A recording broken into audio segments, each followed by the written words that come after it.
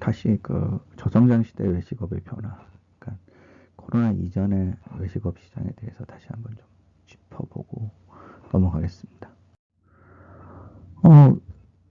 영화가 있었죠. 포드 앤 패러리. 이 영화 보신 분 있을지 모르는데 거기 보면 니 아이어 코크의 젊었을 때가 나옵니다.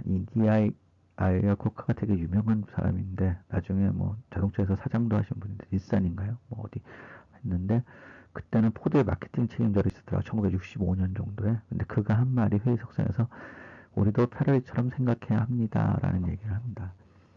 이건 뭐냐. 1965년이면 1945년에 전쟁이 끝났으니까 이제 그 60년대 후반이 그 베이비 붐 세대가 성인이 되는 시기예요.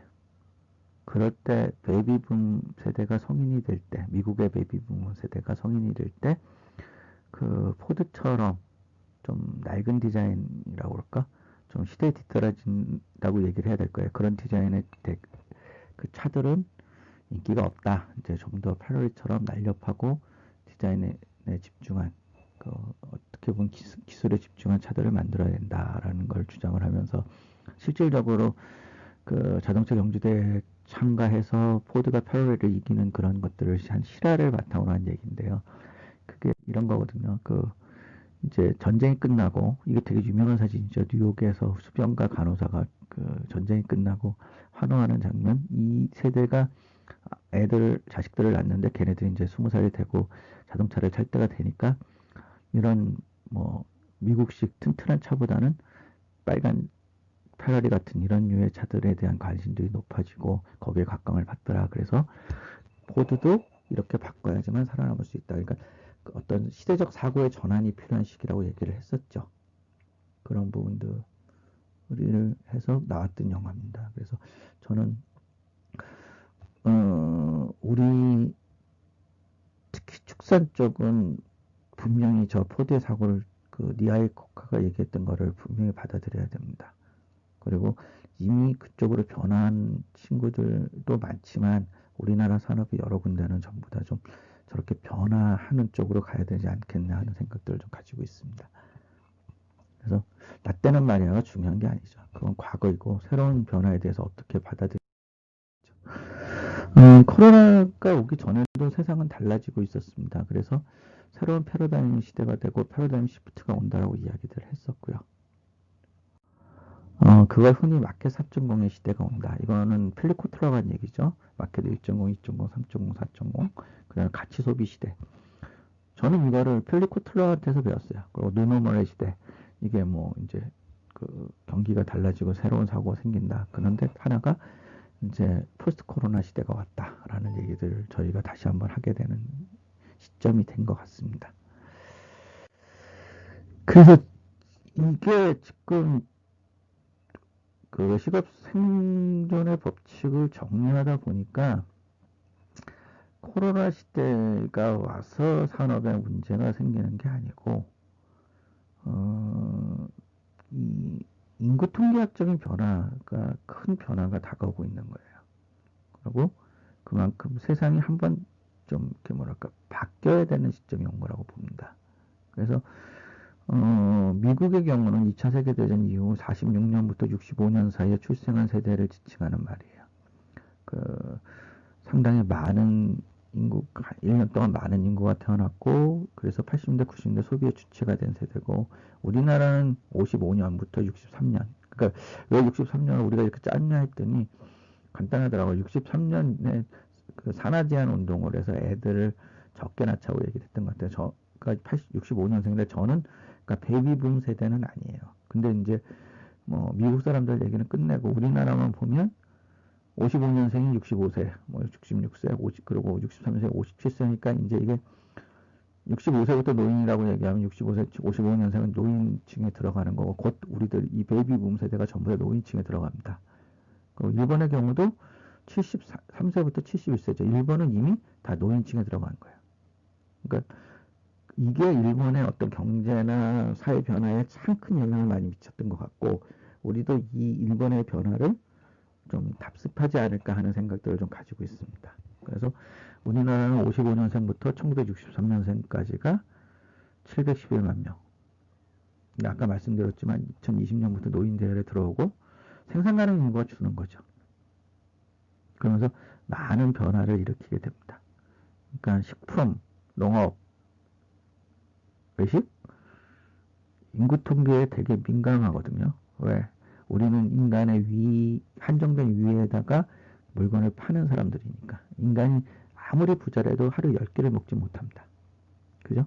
그러니까 인간은 이 한정된 위에 만족을 하기 위해서 넣는데, 그, 인구가 늘어야지 시장이 는다고 볼 수가 있는데, 인구가 줄면 시장은 당연히 줄게 되고 정말 어렵게 됩니다. 그러다 보니까 이런 문제들을 우리가 이제 좀 한 번은 느껴봐야 되지 않겠냐. 이 베이비 붐 제너레이션은 우리가 지금 X세대니 Z세대, Y세대에 대한 얘기를 많이 해요.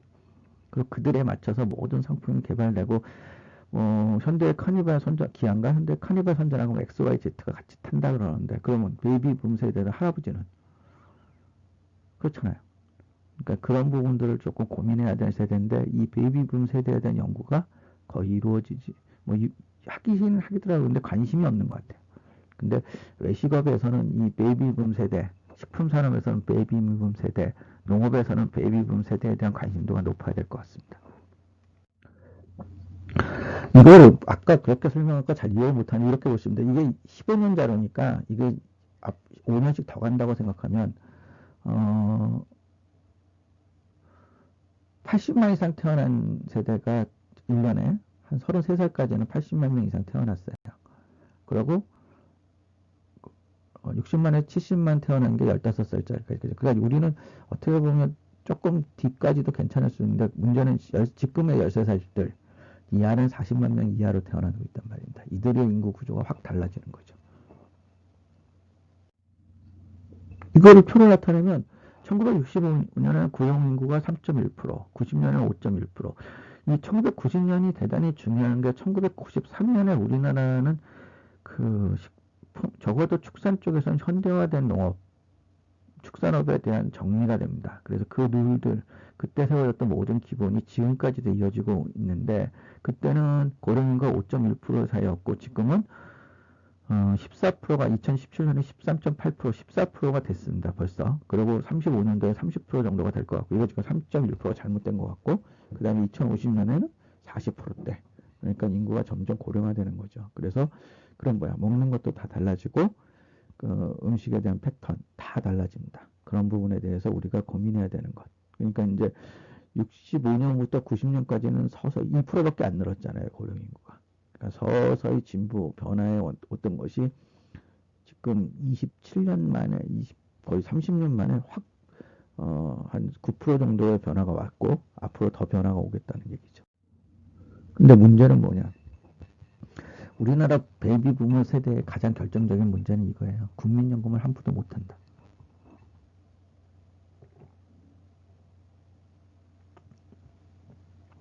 월 평균 수령액이 45만 8천 원이면 이거 갖고는 외식 못 합니다. 그리고 고기도 잘 못 사 먹을 거고요. 그죠? 그러니까 이제 음식을 기초 생계가 없는 노인들이 양산된다는 거죠. 그러니까 고령사회가 되는 게 미국이나 일본처럼 어느 정도 연금 제도가 보장이 돼 있다면 문제가 없는데, 우리나라는 이 부분이 상당히 사회적 문제가 될 수 있어요. 그리고 이게 산업 전반에, 외식 산업, 식품 산업, 그 다음에 농업에 다 영향을 미칠 겁니다. 그러니까 지금은 전부 다 Z세대니 X세대니 해가지고 젊은 아이들한테 집중되어 있는데, 그들은 인구가 적기 때문에 그들의 소비 시장에 한계가 있고요.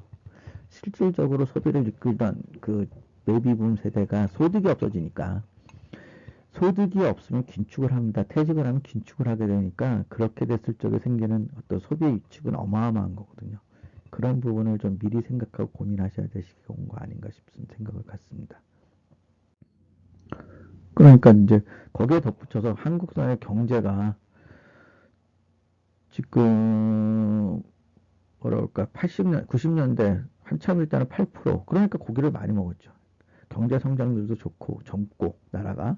노인들도 없었고 그러니까 고기를 많이 먹었는데 점점 소득은 성장률이 떨어진다는 건 그만큼 소득이 줄 수 있다는 얘기거든요. 근데 지금 뭐 3%대를 유지했다가 이제는 마이너스대가 되고 우리나라가 마이너스 1%뭐 이렇게 돼도 잘 했다고 생각하니까 이게 회복되려고 그러면 적어도 2년이 걸리니까 세계 경제가 그러면 경제 회복 속도가 늦을 거 아닙니까? 그러면 점점 더 어려운 환경에 놓이게 된다는 거죠.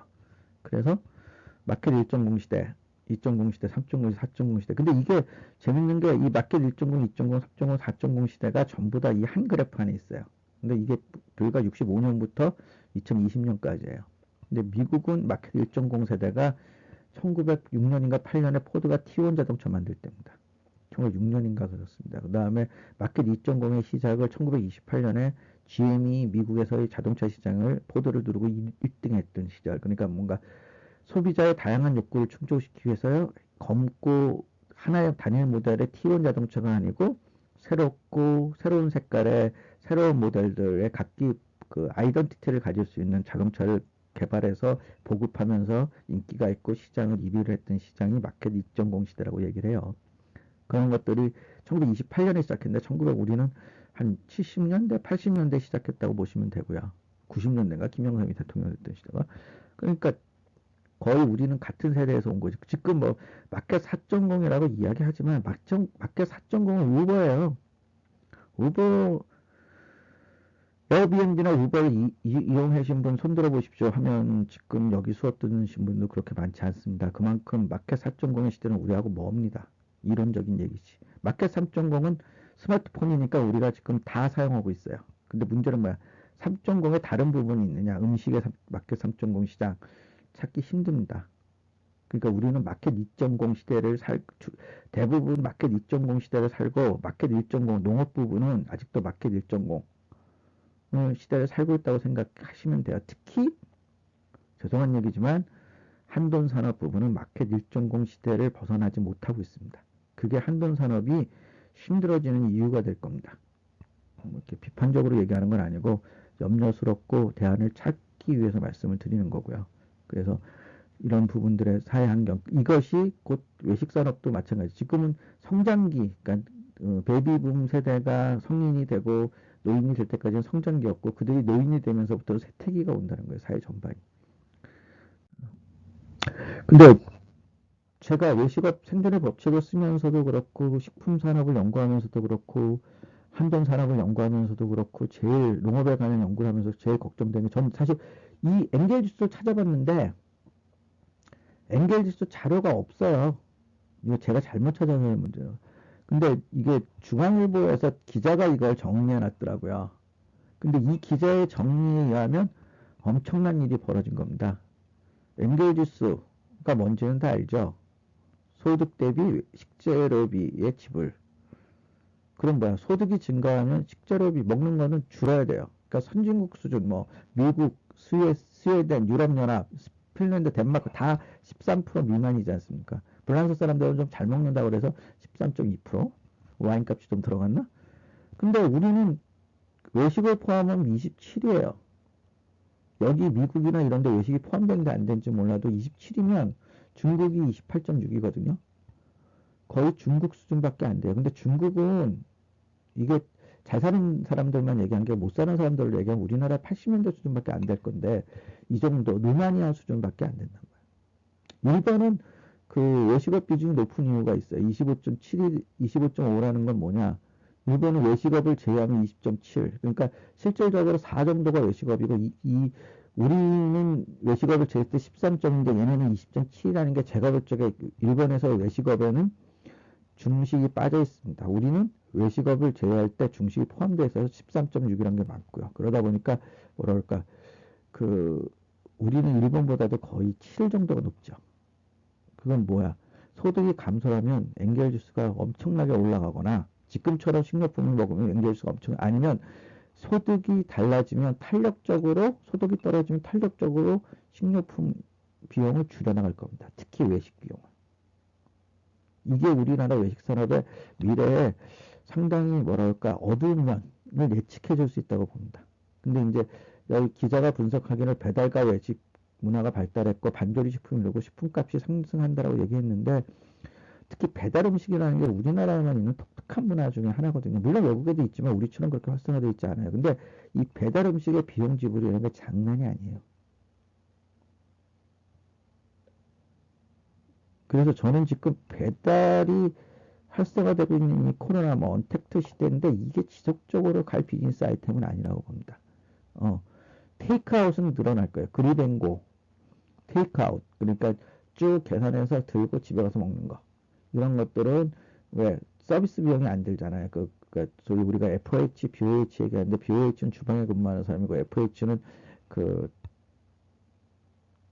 홀에 근무하는 사람인데 그 홀에 대한 그 비용이 적게 들거든요. 그리뱅고나 테이크아웃 하면 왜 담아만 주면 되니까 계산대만 있으면 되니까 그런 쪽의 외식 문화가 늘어나지 지금처럼 배달을 하는 서비스를 받는 건 상당히 늘어나지 않을 수 있습니다. 확 깎여, 경기가 나빠져 확 꺾여요. 그럼 무슨 일이 벌어지냐? 지금 외식업 배달 사업이 유행한다고 여기저기 뭐 2층에다가 하고 후미진 곳에다가 만드는 배달업들은 시장을 잃게 돼요. 졸지 한 6개월 한꺼번에.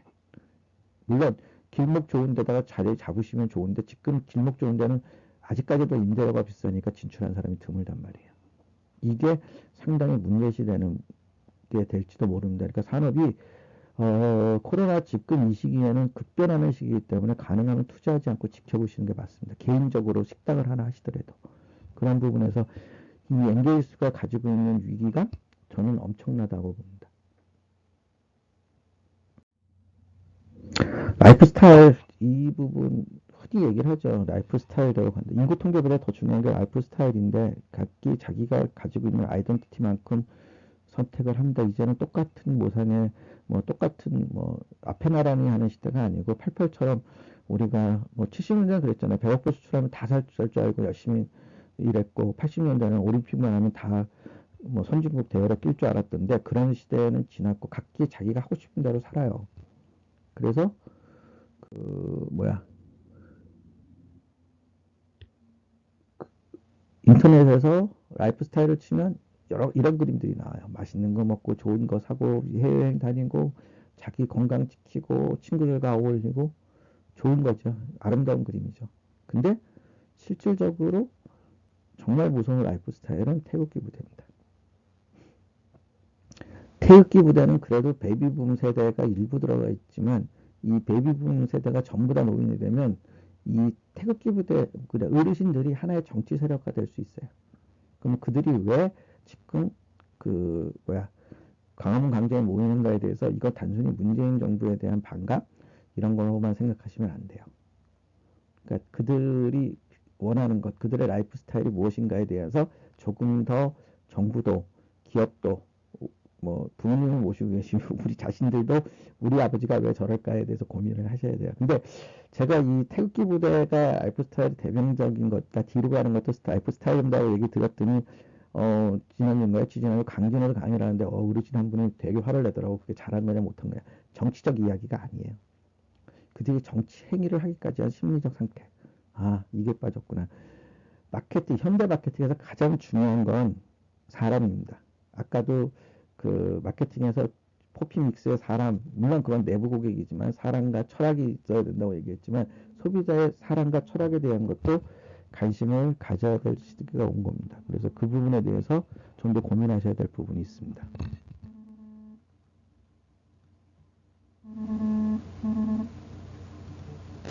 여보세요?